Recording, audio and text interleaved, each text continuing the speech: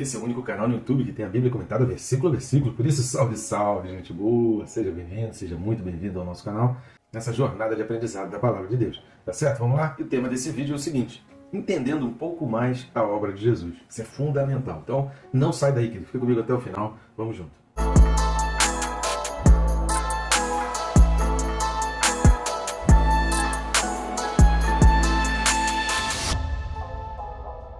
Rapidamente, não deixe de se inscrever no canal, né? Você está assistindo o vídeo, não sei se é a primeira vez, se não é, mas tem muita gente que assiste o vídeo e não está inscrito, então não deixe de se inscrever. É rápido e fácil, não vai atrapalhar o seu vídeo, não interromper aí o seu tempo. Só clicar no botão aí embaixo inscrever-me, pronto. Eu recomendo clicar no sininho, porque além de você ficar por dentro de cada vídeo que a gente vai colocando aqui no canal, isso também vai te despertar o toque ali, né? A notificação vai te lembrar que você precisa estudar a palavra, né? A gente não pode viver a vida sem estudar a palavra de Deus, tá certo? Vamos lá, o texto desse vídeo, Hebreus capítulo 13, e os versículos são o 20 e o 21. Carta aos Hebreus capítulo 13, versículos 20 e 21, diz assim: Ora, o Deus da paz, que tornou a trazer dentre os mortos a Jesus nosso Senhor, o grande pastor das ovelhas, pelo sangue da eterna aliança, vos aperfeiçoe em todo tempo, para cumprirdes a sua vontade, operando em vós o que é agradável diante dele, por Jesus Cristo, a quem seja a glória para todos sempre. Amém. Isso aí, né? Glória a Deus. Esses versículos 20 e 21 é uma oração. Então, aquilo que o autor já tinha falado anteriormente, ele é que ele dá o exemplo, ele deixa por escrito uma oração pelos seus leitores, né, para aquelas pessoas que iriam ler aquela carta. A gente já falou, assista os 3 últimos vídeos, que a gente já falou um pouco sobre o contexto do autor dessa carta aqui. E a gente vai dividir em 2 vídeos. A gente não vai falar sobre o versículo 20 e sobre o versículo 21, porque é importante que a gente, nos 2 vídeos, compreenda o contexto geral dessa oração. Esses 2 versículos compõem uma oração. Então, a gente precisa entender todo o contexto da oração. Então a gente vai dividir em 2 vídeos. Esse é o primeiro vídeo, que é Entendendo a Obra de Jesus. E vai ter então o próximo vídeo, cujo tema é o seguinte: o próximo vídeo, Deus quer operar em nós o cumprimento da vontade de Deus. Então aí não perca o próximo vídeo, que é complementar a esse aqui. Antes da gente ir a fundo nesse vídeo, eu peço aí suas ajudas ao nosso canal. A gente tem feito esse trabalho de forma totalmente independente, sem ajuda de nenhuma instituição. E a gente precisa uns dos outros. Eu preciso de você para a gente continuar crescendo e a gente continuar alcançando mais pessoas. Sempre penso o seguinte: quanto mais pessoas estiverem assistindo os nossos vídeos, mais pessoas estão em contato com a palavra de Deus. Então isso é importante, porque a gente lê vários versículos aqui na maioria dos vídeos, né? Esmagador aqui, 99,9% dos vídeos, a gente lê um texto e lê vários textos durante o vídeo. Então isso aproxima a pessoa da palavra de Deus e a pessoa vai conseguindo compreender a respeito da palavra. Isso é fantástico. Então nos ajude nisso daí. O famoso triplo C, curtir, comentar e compartilhar. Curtindo e comentando, o próprio YouTube já tem o seu algoritmo e mostra para mais pessoas. E compartilhando você leva além do YouTube. É até o contrário, né? Se você assiste o vídeo, mas você não curte, nem comenta e nem compartilha, você prejudica o nosso canal e você atrapalha o desempenho desse algoritmo do YouTube. Outra maneira também que você está ajudando o nosso canal e também o nosso ministério é indo nesse QR Code que está aqui do lado, vai ficar aqui até o final do vídeo, ou no primeiro link da descrição, tanto faz. Vai abrir um menu de opções, ali você vai ter as formas de adquirir esses livros, né, que são livros de minha autoria, a capinha deles está aparecendo aqui. Lá você vai ler a sinopse, os livros são muito baratos, compra, aproveita logo, porque a gente vai reajustar aí, porque eu estou vendo todos os lançamentos, a maioria dos livros, os preços estão lá em cima, né? Então a gente vai ter que reajustar o valor dos livros ali, estão barato demais, está praticamente de graça esses livros ali. E nesse menu você vai ter também a forma de entrar em contato conosco e nos fazer um convite. Se quiser, a gente pode estar junto aí, a gente pode estar ajudando, contribuindo a vocês numa conferência, no congresso, ou num culto jovem, o que for, para estimular as pessoas a estarem em contato com a palavra de Deus. Tá certo? Então vamos lá, a primeira coisa que a gente vai observar nessa oração do autor aqui, corresponde aos versículos 20 e 21 do capítulo 13 de Hebreus, é o seguinte: é importante o entendimento, né, que como a gente já falou, dos versículos 20 e 21 compõe uma oração do autor. No versículo 18 e 19, ele pede aos irmãos para orarem por ele.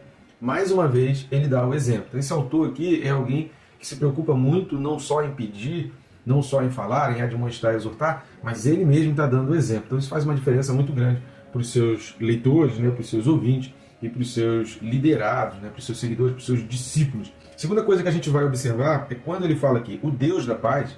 Essa expressão Deus da paz é uma expressão muito utilizada por Paulo.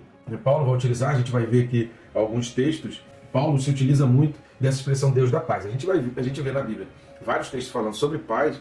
Agora, a respeito do Deus da paz, que eu vou explicar depois essa expressão no próximo tópico, mas essa expressão específica, Deus da paz, é muito utilizada por Paulo. Então vamos dar uma lida nos seguintes textos. Romanos, capítulo 15, versículo 33. Carta de Paulo aos Romanos, capítulo 15, versículo 33, fala assim: E o Deus da paz seja com todos vós. Amém.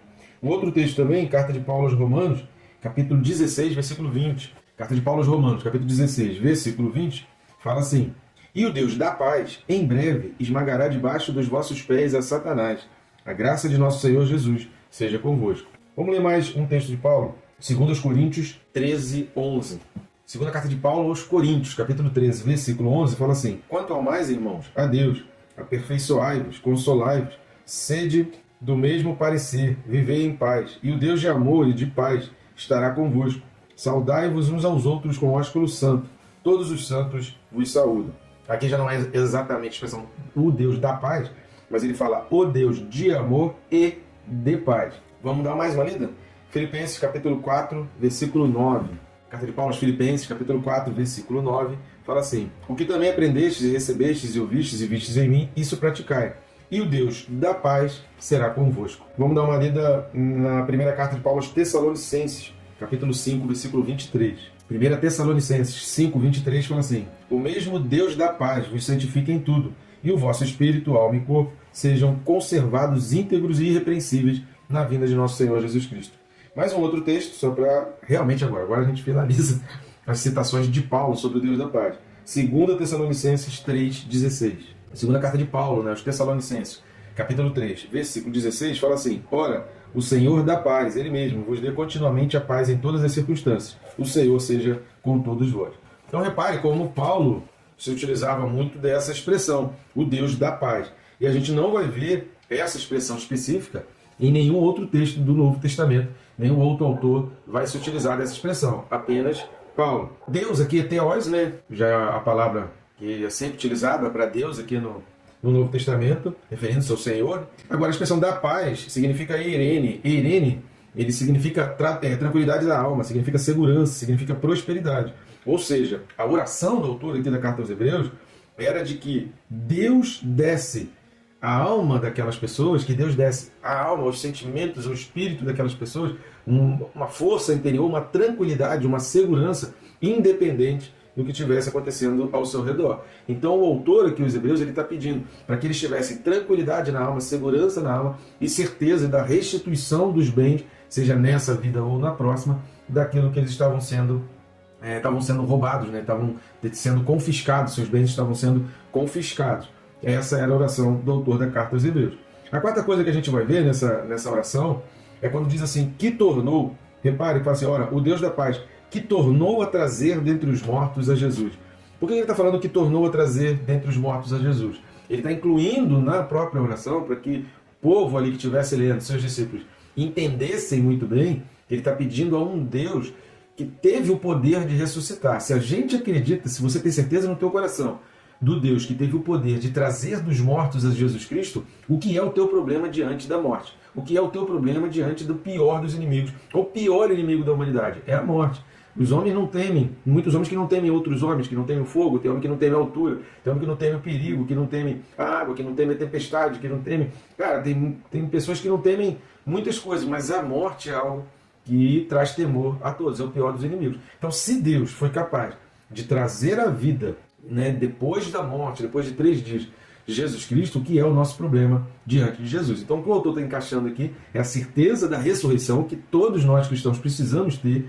É uma coisa que a gente precisa meditar, que a gente precisa parar para pensar rotineiramente, se não diariamente, para que a gente tenha esperança diante dos nossos problemas e das nossas adversidades. Então vamos dar uma lida em 1 Coríntios 15, do 14 ao 20. Primeira carta de Paulo aos Coríntios, capítulo 15, versículos de 14 a 20, vai dizer assim: E se Cristo não ressuscitou, é vã a nossa pregação, e vã a nossa fé, e somos tidos por falsas testemunhas de Deus, porque temos asseverado contra Deus que ele ressuscitou a Cristo, ao qual ele não ressuscitou, se é certo que os mortos não ressuscitam. Porque se os mortos não ressuscitam, também Cristo não ressuscitou. E se Cristo não ressuscitou, é vã a nossa fé, e ainda permaneceis nos vossos pecados. E ainda mais, os que dormiram em Cristo pereceram. Se a nossa esperança em Cristo se limita apenas a esta vida, somos mais infelizes de todos os homens. Mas, de fato, Cristo ressuscitou dentre os mortos, sendo ele as primícias dos que dormem. Então repare aqui na expressão de Paulo, Paulo usa de ironia, assim, se você não acredita na ressurreição, então o que a gente está fazendo aqui? Então a gente é um bando de bobo aqui que está se reunindo, porque se não existe ressurreição, se ninguém ressuscita, se Cristo não ressuscitou, a nossa pregação não serve para nada, a nossa fé não serve para nada, a gente está aqui, sei lá, o que a gente está fazendo aqui, né? Então vamos abandonar isso aqui, vamos parar. Porque o alicerce, o que alimenta a nossa fé, o que alimenta a certeza de que ele vai voltar, é porque ele ressuscitou. O que alimenta a nossa fé de que a nossa vida vai melhorar, é porque o Deus que foi capaz de ressuscitar Cristo dentre os mortos é capaz de abençoar a nossa vida e de derramar bênçãos sem medida sobre nós. Então, o que alimenta a nossa fé para falar para outras pessoas, olha, você precisa crer em Cristo, você precisa acreditar em Jesus, é a certeza da ressurreição. Então a certeza da ressurreição, ela é a mola propulsora para toda a fé, para todo o trabalho de fé, para tudo que sustenta no cristianismo. Então o pilar do cristianismo é a ressurreição de Jesus, e depois tem os pilares doutrinários,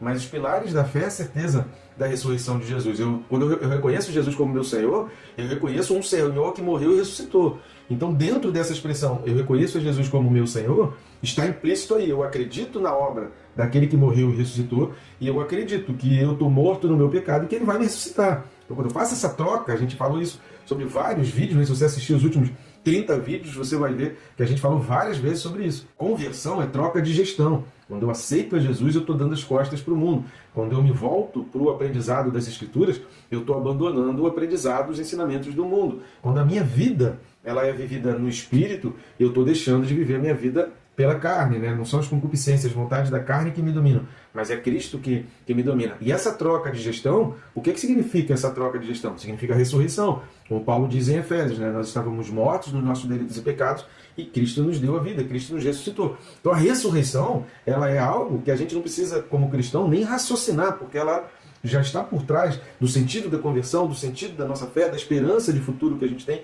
Tudo passa pela ressurreição. Então o autor aqui, quando ele fala que tornou a trazer, ele está exatamente trazendo essa questão que é fundamental, crucial para quem é cristão e quem está seguindo Jesus Cristo, que é a ressurreição. E ele continua dizendo, ora, o Deus da paz que tornou a trazer dentre os mortos a Jesus, nosso Senhor. E aí quando ele fala nosso Senhor, o grande pastor das ovelhas, o que ele está dizendo aqui? O autor está afirmando que Jesus ele é Deus e Rei. Quando ele está colocando Jesus no patamar de Senhor e de pastor, ele está colocando Jesus como Deus, no mesmo patamar de Deus. Ou seja, ele é Deus. Você não está acreditando num outro Deus, você está acreditando no próprio Deus, que veio à vida, que encarnou e assumiu a forma de servo, se humilhou, se esvaziou, se entregou na cruz. Tem um texto que fala que ele mesmo se entregou na cruz e nos resgatou do império das trevas para o reino, né, do seu amor. Essa expressão, então, para o judeu era muito importante, porque eles não estavam, nem o autor ali estava pregando um outro Deus. Eles não precisavam se desviar do seu Deus, do Deus de Abraão, do Deus de Isaac, de Jacó, de Moisés, de Davi. Eles não estavam se desviando daquele Deus. O Deus era o mesmo. Ele apenas se encarnou em Jesus, ressuscitou, né, que a gente falou anteriormente. Mas Jesus, ele é Senhor e pastor, ele é Deus, ele é o mesmo Deus. Essa é a afirmação do autor aqui. Por quê? Porque no Antigo Testamento isso já havia sido falado. Vamos dar uma lida, por exemplo, no Salmo 23. Livro dos Salmos, capítulo 23, fala assim: o Senhor é o meu pastor, nada me faltará. Ele me faz repousar em pastos verdejantes, leva-me para junto das águas de descanso, refrigera minha alma, guia-me pelas veredas da justiça por amor do seu nome. E aí essa questão, o amor do seu nome, é isso que o autor dos Hebreus ele vem trazendo em várias outras passagens da carta dos Hebreus. E esse nome é Jesus. Ainda que eu ande pelo vale da sombra da morte, não temerei mal nenhum, porque tu estás comigo. O teu bordão e o teu cajado me consolam. Preparas-me uma mesa na presença dos meus adversários. Unges-me a cabeça com óleo, o meu cálice transborda. Bondade e misericórdia certamente me seguirão todos os dias da minha vida, e habitarei na casa do Senhor para todo sempre. Por que eu tenho certeza que eu habitarei na casa do Senhor para todo sempre? Por causa da ressurreição. E quem é o Senhor de cuja casa eu habitarei para todo sempre? Esse Senhor é Jesus. O nome de Deus é Jesus. Vamos dar mais uma lida em Ezequiel, capítulo 34. Eu recomendo a leitura de todo o capítulo 34 de Ezequiel, mas a gente vai ler aqui dos versículos de 11 a 16 e depois a gente vai ler o versículo 31. Então Ezequiel 34, do 11 ao 16, fala assim: porque assim diz o Senhor Deus, eis que eu mesmo procurarei as minhas ovelhas e as buscarei. Como o pastor busca o seu rebanho, no dia em que encontra ovelhas dispersas, assim buscarei as minhas ovelhas. Livrá-las-ei de todos os lugares para onde foram espalhadas no dia de nuvens e de escuridão. Tirá-las-ei dos povos e as congregarei dos diversos países, e as introduzirei na sua terra. Apacentá-las-ei nos montes de Israel, junto às correntes, e em todos os lugares habitados da terra. Apacentá-las-ei de bons pastos, e nos altos montes de Israel será a sua pastagem. Deitar-se-ão ali em boa pastagem, terão pastos bons nos montes de Israel. Eu mesmo apacentarei as minhas ovelhas, e as farei repousar, diz o Senhor Deus. A perdida buscarei, a desgarrada tornarei a trazer, a quebrada ligarei, e a enferma fortalecerei, mas a gorda e a forte destruirei, apacentá-las-ei com justiça. Versículo 31. Vós, pois, ó ovelhas minhas, ovelhas do meu pasto, homens sois, mas eu sou o vosso Deus, diz o Senhor Deus.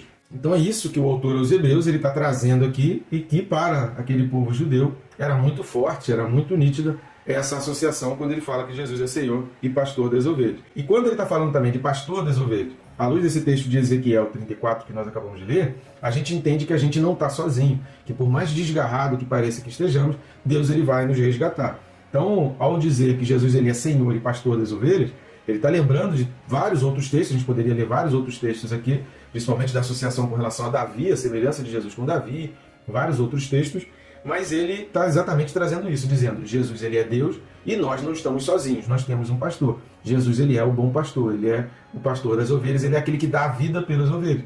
Porque as pregações da época giravam muito em torno das palavras do próprio Jesus, dizendo o bom pastor é aquele que dá a vida pelas ovelhas, e ele deu a vida pelas ovelhas, morreu e ressuscitou. Então essa essência da pregação do Evangelho é essa. E esses eram os dois sentidos que o autor aqui queria trazer. Jesus ele é Deus e Rei, e nós não estamos sozinhos. E por fim, querido, a sexta coisa que a gente vai ver para terminar esse vídeo aqui, é quando ele fala pelo sangue, reparei, o versículo 20, pelo sangue da eterna aliança. Significa que Jesus cumpriu uma tríplice função. Nós vimos isso quando estudamos o capítulo 4, o capítulo 5 daqui de Hebreus. Eu recomendo você assistir os vídeos correspondentes a Hebreus 4, do 14 ao 16. Então, carta aos Hebreus 4, do 14 ao 16. Vai na playlist aí de Hebreus e você procura lá, que você vai ter os vídeos correspondentes a esse trecho. E vai também lá e assiste os vídeos do capítulo 5, versículos de 5 a 10. Então, tanto no capítulo 4, se você quiser assistir, eu recomendo assistir todos os vídeos do capítulo 4 e todos os vídeos do capítulo 5. Mas também você pode ir, pelo menos, nesses vídeos, 4 do 14 ao 16 e 5 de 5 a 10. Qual a tríplice função da obra de Jesus? Jesus ele veio para cumprir a função como sumo sacerdote. Ele é aquele sumo sacerdote que não precisava, a gente falou sobre isso, oferecer sacrifício por si mesmo, porque ele não tinha pecado.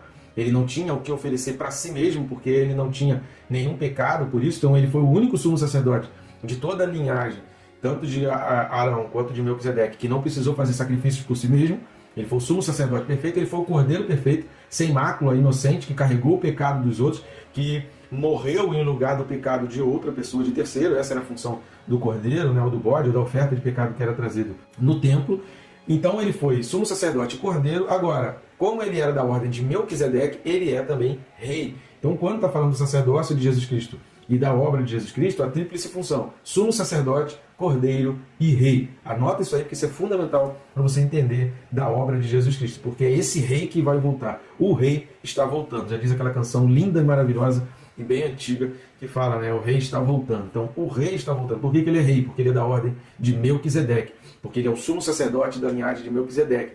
Como João fala em Apocalipse, se você quiser aprender mais sobre Apocalipse, tem uma playlist aí no nosso canal sobre Apocalipse, vai lá e aprenda sobre Apocalipse. João ele fica receoso, mas quem pode abrir o livro? E aí Deus fala assim, Jesus pode abrir o livro porque ele foi o único que morreu e deu a sua vida. O Cordeiro é o único capaz de abrir o livro, porque ele foi o único que se sacrificou. Para abrir aquele livro exigia um sacrifício.